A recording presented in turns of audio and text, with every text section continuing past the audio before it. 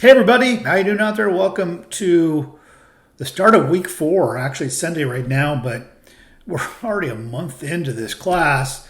We're 3 weeks and we are cruising. So here is your video of the week to talk about the assignments. Anything else that might be useful for you to know. So let's pop out to content. We're closing week 3 right now. And week 3 was Crystal talking about bookkeeping, and you have an assignment on week 6 where you have to do pro forma. And then Karen talking about business taxes, and I read several of your posts. And it's an eye-opening space in business.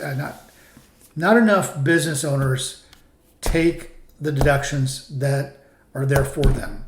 I don't know the reason why. It might be because you don't know how to do it, you're afraid to do it, whatever the case, but there's really good tax advantages of being a small business owner. And then your value proposition statement this week. I see some coming in. You have till tonight at midnight. And finally, the SWOT, the tried and true SWOT. Now going into week 4, here we are. You have buyer personas you're going to create, or some people call them client avatars. What does your client profile look like? You're going to develop 2 of them. And also with that, you're going to, let me see, make sure you got only client personas this week. Next week, you build on it. So you're down to 1 assignment this week. It's probably refreshing since the prior weeks you've been doubled up. Here's Kieran again. He's back talking about small business grants. And there's so much grant money available that people don't take advantage of for a myriad of reasons.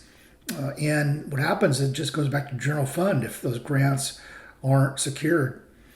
And grants are made for specific individuals, communities.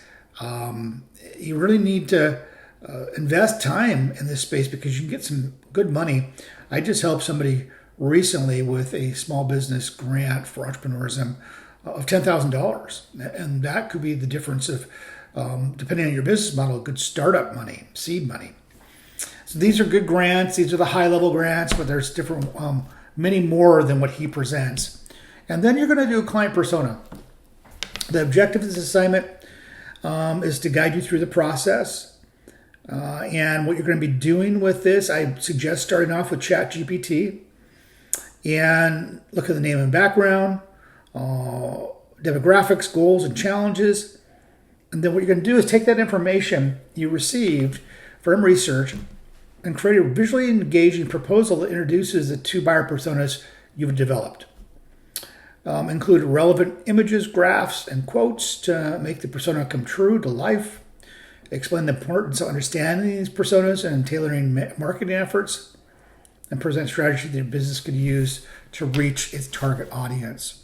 And as always, I think the best way to do this is look at the examples.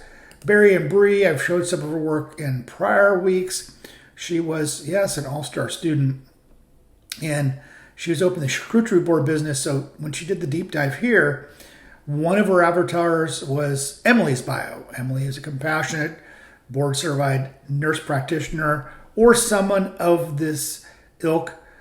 This would be one avatar of a persona that she needs to market to, motivation, technologies, Emily Wilson's personal goals, challenges. And what it does is starts to fine tune and hone in that marketing message for your small business, especially a small business owner. You don't have deep funds for large marketing efforts because you need to be very strategic. And doing these personas will help. And the other persona that Bree wanted to work with is Amelia's bio. She's an event coordinator in the Pacific Northwest, and this is some of her makeup.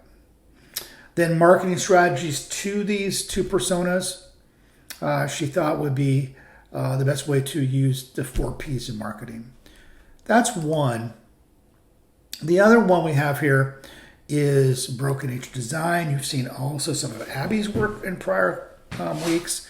She's the student that was building or making leather goods, especially for Western wear. And here's hers. She had 2 here.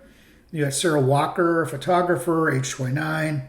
and then somebody like a Jack Reynolds or ranch owner around the age of 45. So you can see the differences between the two. And the third one I'm going to show you is Root persona, Root Mortgage, a mortgage company. And who would be a first-time homeowner or use a mortgage broker? Somebody like Daniel Mitchell would be a good call, or Walker Madison.